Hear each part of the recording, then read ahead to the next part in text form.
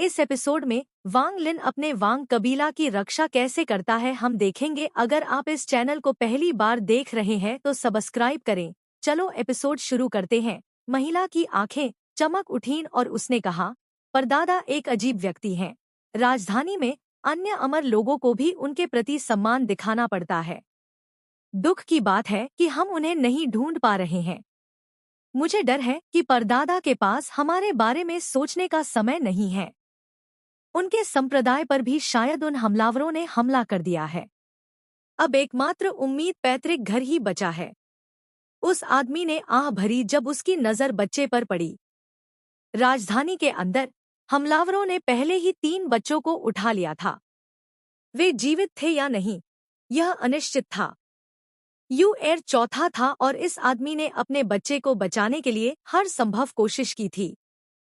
महिला ने सोते हुए बच्चे को देखा और फुसफुसाते हुए कहा, महाराज, इस पैतृक घर में ऐसी क्या खास बात है? उस आदमी ने कुछ देर सोचा और फिर सिर हिलाते हुए कहा, मुझे नहीं पता कि इसमें क्या खास बात है। बस इतना कि एक अमर पूर्वज ने एक बार संदेश छोड़ा था कि अगर मेरे वांग परिवार पर कोई बड़ी मुसीबत आती है तो वे अपने पैतृक घर आएं और परिवार के खून को किसी चीज पर लगाएं। मुझे बताया गया था कि ऐसा करने से हमारी जान बच सकती है। महिला चौंक गई। वह कई सालों से उससे विवाहित थी, लेकिन उसने कभी इस बारे में नहीं सुना था। ऐसा कहा जाता है कि मेरे वांग परिवार के राजधानी में प्रवेश करने से पहले परदादा से अनगिनत गुना ज्यादा शक्तिशाली एक अमर प्रकट हुआ। कोई भी उसे रोक नहीं सका। पैतृक घर में कुछ ऐसा है जो उसने पीछे छोड़ दिया। आदमी की आंखें चमक उठीं। परदादा से भी अधिक शक्तिशाली। महिला की आंखें अविश्वास से भर गईं जब उसने पूछा, क्या वह अमर पूर्वज अभी भी जीवित है? आदमी ने थोड़ा सोचा और अनिश्चितता से कहा, परदादा 200 साल से ज्यादा जी चुके हैं। अमर पूर्वज को और भी ज्यादा जीना चाहिए, इसलिए उन्हें अभी भी जिंदा रहना चाहिए।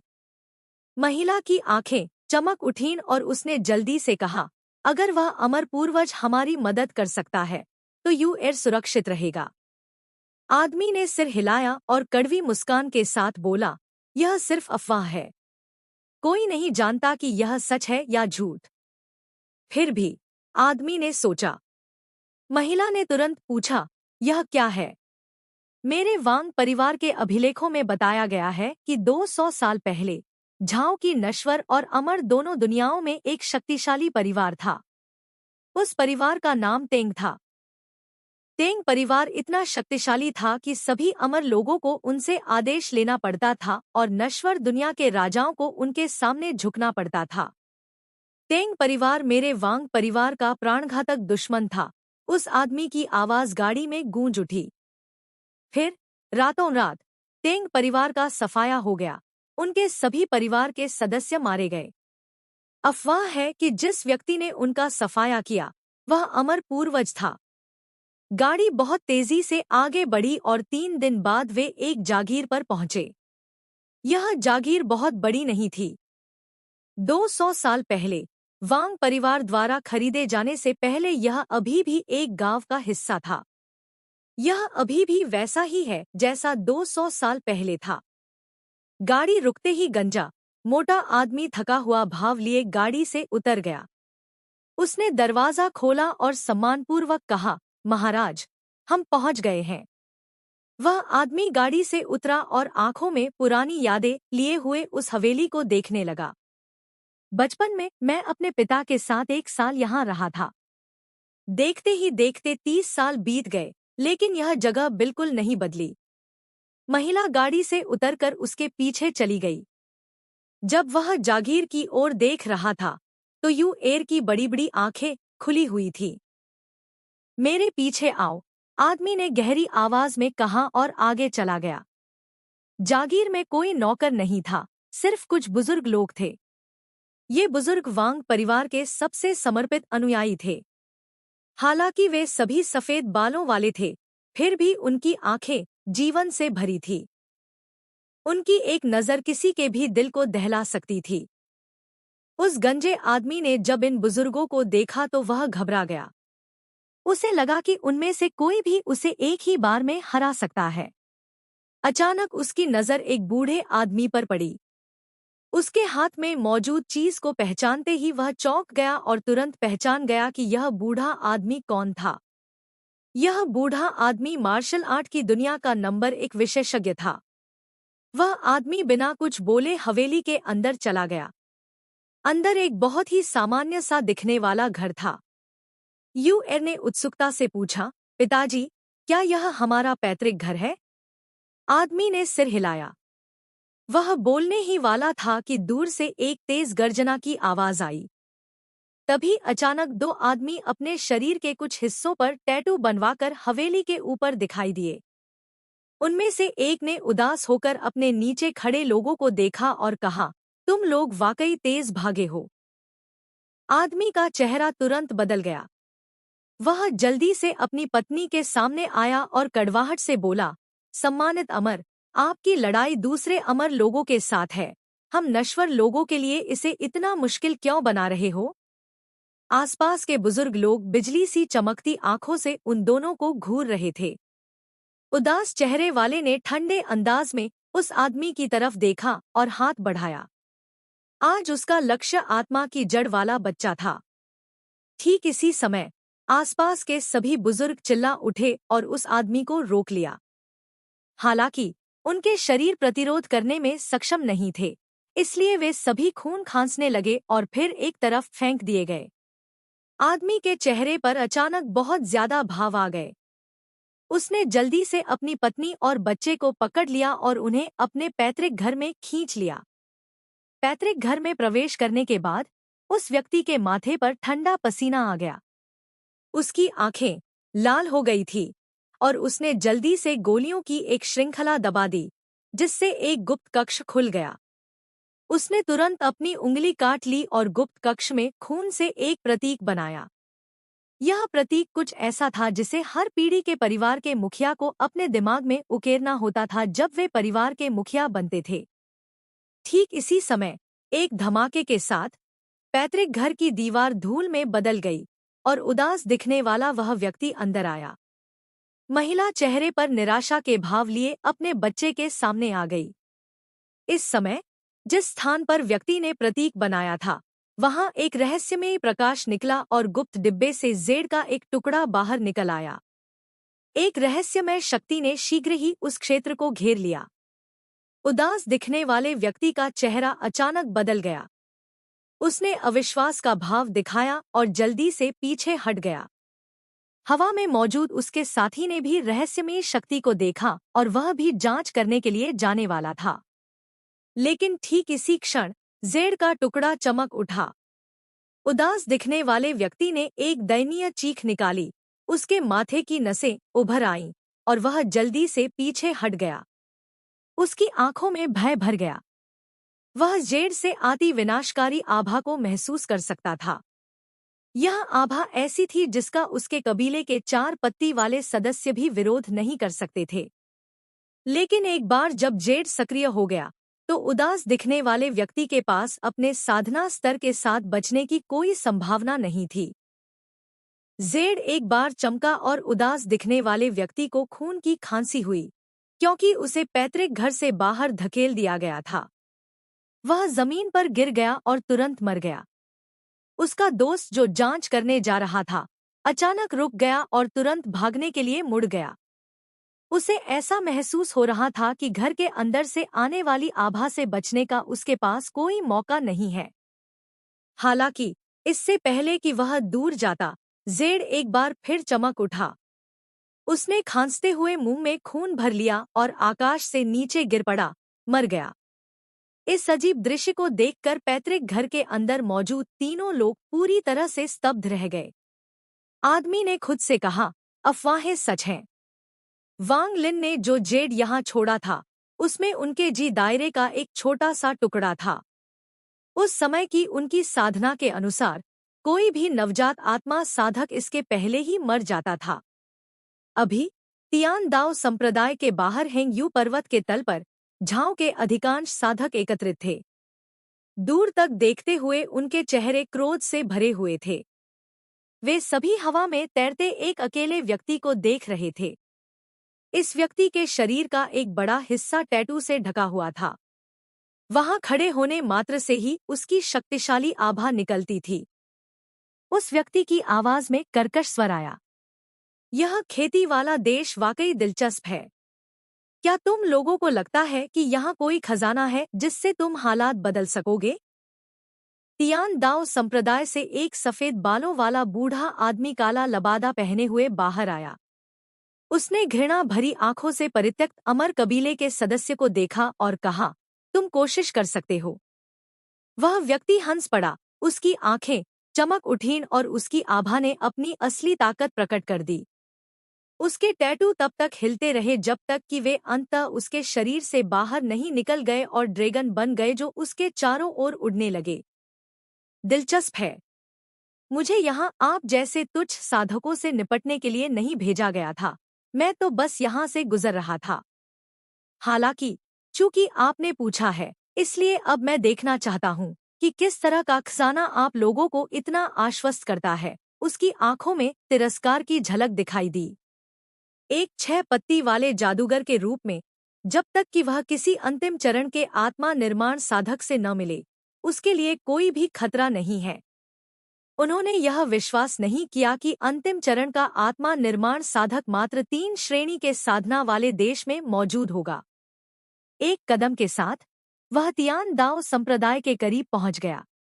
उसके चारों ओर के सभी ड्रैगन दहाड़ते हुए तियान दाओ संप्रदाय की ओर उड़ चले। टैटू वाले ड्रैगन बिजली की तरह आगे बढ़ रहे थे। झांव के सभी बचे हुए साधकों ने अपनी सांस रोककर उन्हें देखा और उनकी आंखों से एक रहस्यमय रोशनी निकल रही थी।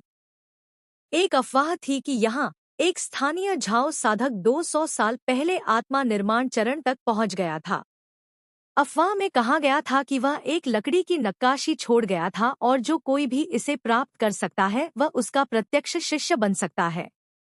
जिस स्थान पर लकड़ी की नक्काशी रखी गई थी, वह उसकी दिव्य भावना के एक टुकड़े से घिरा हुआ था। अगर कोई भाग्यशाली व्यक्ति नहीं होता तो यह नहीं खुलता। लेकिन अगर झांव को बड़ी विपत्ति का सामना करना पड़ रहा था तो यह नक्काशी एक बड़ी शक्ति जारी करेगी। जिस क्षण ड्रैगन पास आए, पूरा हेंगयू पर्वत हिल गया, क्योंकि एक लकड़ी की नक्काशी आसमान में उड़ गई। जिस क्षण लकड़ी की नक्काशी दिखाई दी, आगे बढ़ते हुए ड्रैगन कांप उठे और परित्यक्त अमर कबीले के व्यक्ति की आंखों में एक रहस्यमय रोशनी प्रकट हुई। तो यहाँ एक खजाना है जिसमें एक डोमेन का संकेत है जो एक आत्मा निर्माण साधक द्वारा छोड़ा गया है।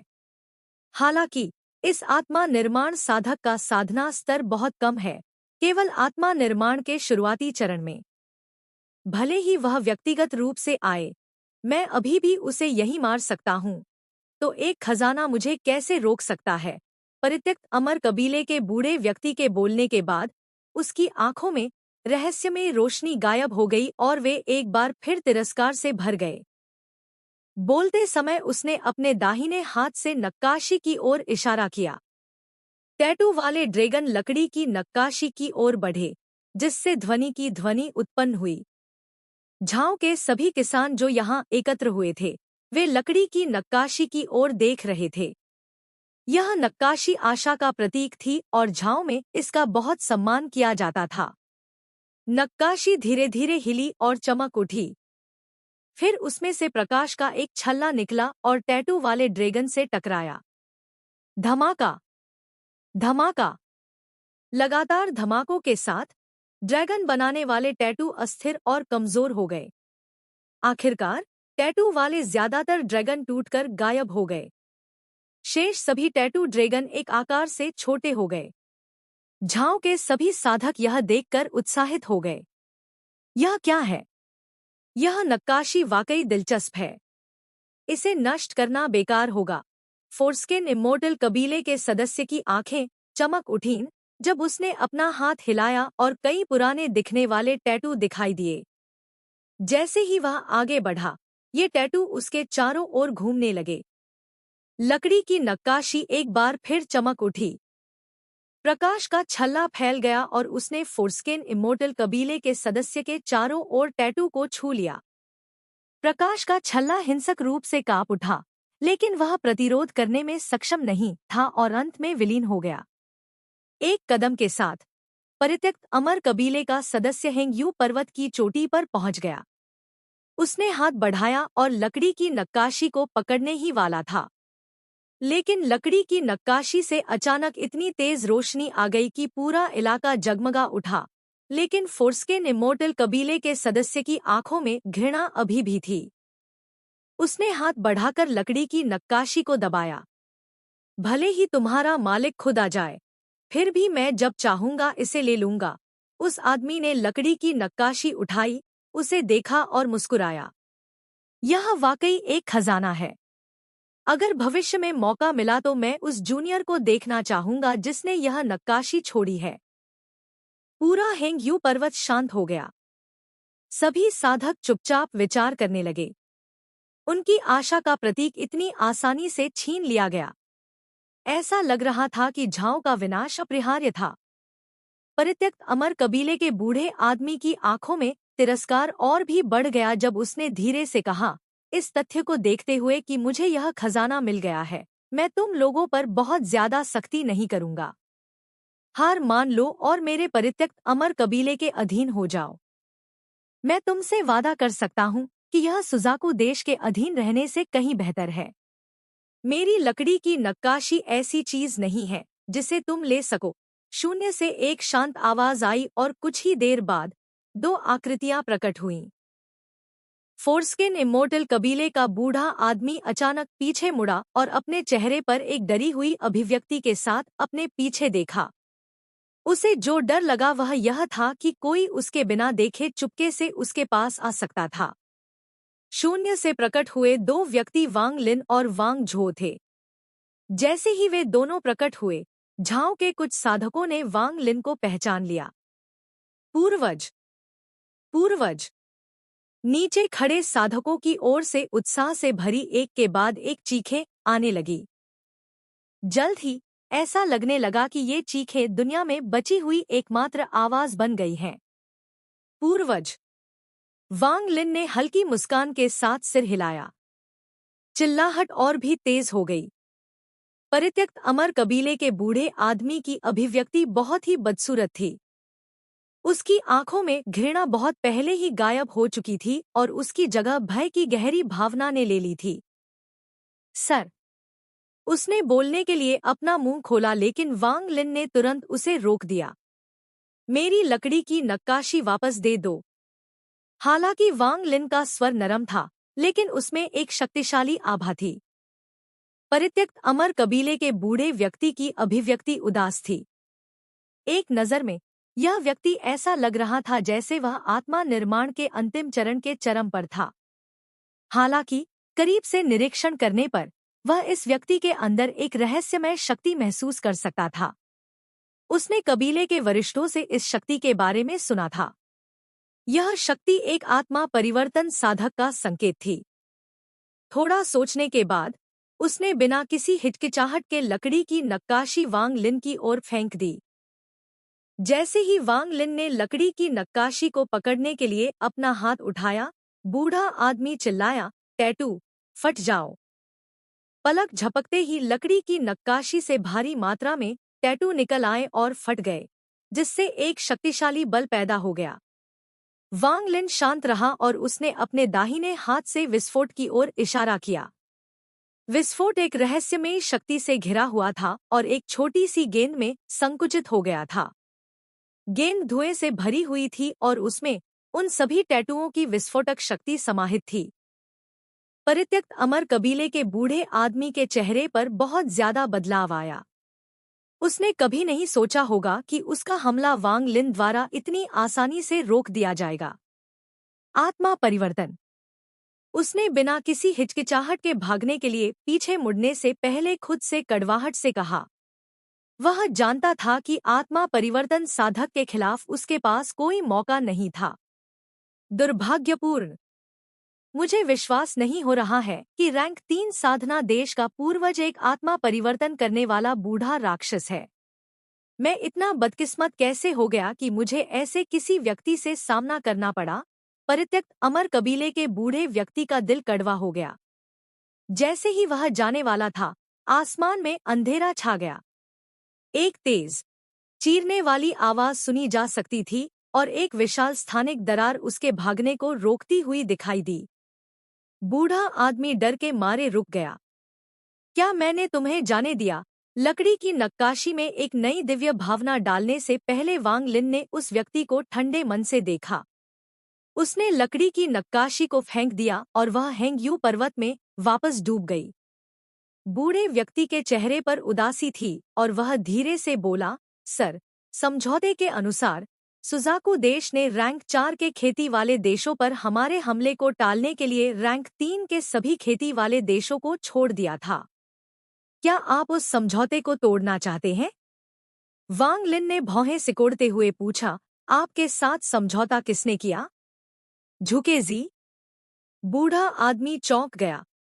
उसने वांग लिन की ओर देखा और कहा, चूंकि सर एक आत्मा निर्माण साधक है, इसलिए आपको कियान फेंग को अवश्य जानना चाहिए। यह वही था जिसने जुकेजी का प्रतिनिधित्व किया था और हमारे युवा गुरु के साथ समझौते पर हस्ताक्षर किए थे। कियान फेंग। वांग लिन की आंखें गंभीर हो गईं। उसने यह नाम 2 बार सुना था, एक बार लियू मेई से और दूसरी बार अब। वांग लिन ने ठंडे स्वर में कहा, बेवकूफी भरी बात। उसने अपना दाहिना हाथ उठाया और उस गेंद की ओर इशारा किया जिसमें विस्फोट की शक्ति थी। गेंद एक छाया में बदल गई और परित्यक्त अमर कबीले के बूढ़े आदमी की ओर उड़ गई। बूढ़े आदमी के चेहरे पर अचानक बहुत बदलाव आया जब उसने अपने माथे की ओर इशारा किया। उसके माथे से एक हरे रंग की रोशनी चमकी। उस रोशनी से 6 पत्तियों वाला एक विशाल पौधा उगाया और गेंद से टकरा गया। धमाका! बूढ़ा आदमी पीछे हट गया और खांसते खांसते खून बहने लगा। उसके माथे से निकलने वाला पौधा न केवल घायल हुआ, बल्कि और भी चमक उठा। हालांकि वह लड़ना नहीं चाहता था। जैसे ही वह पीछे हटा, उसने एक बैंगनी छड़ी निकाली। उसने छड़ी का इस्तेमाल अपने सामने की जगह में लहरें बनाने के लिए किया और वह लहरों में घुसने ही वाला था। उसने जिस बैंगनी छड़ी का इस्तेमाल किया वह पुनर्जन्म वृक्ष की एक शाखा थी।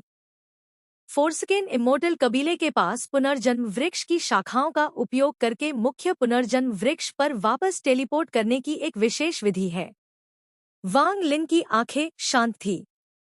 उसने शांति से अपना दाहिना हाथ उठाया और कहा, अवशोषित करो। वृद्ध व्यक्ति को केंद्र मानकर क्षेत्र के सभी बादल एकत्र होकर एक वलय का निर्माण करने लगे और यह तेजी से सिकुड़कर केवल 30 फीट चौड़ा रह गया। बूढ़े आदमी का चेहरा भय से भर गया।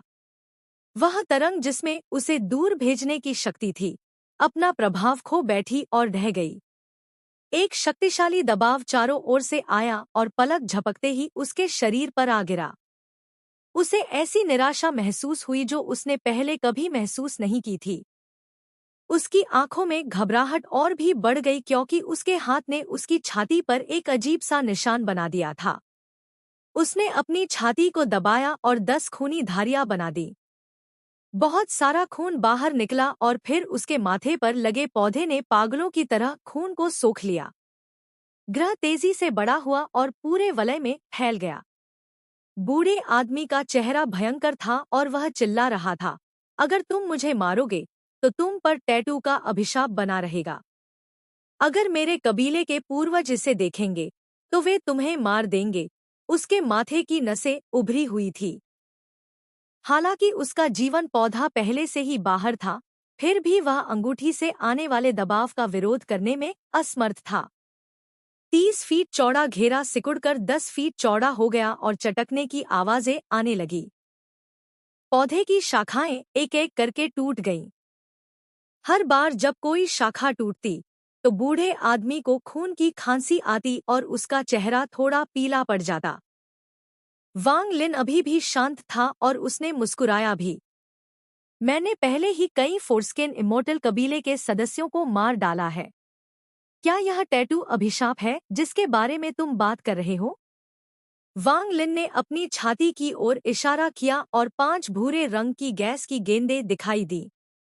गैस की इन 5 गेंदों ने 5 चमकते हुए टैटू बनाए।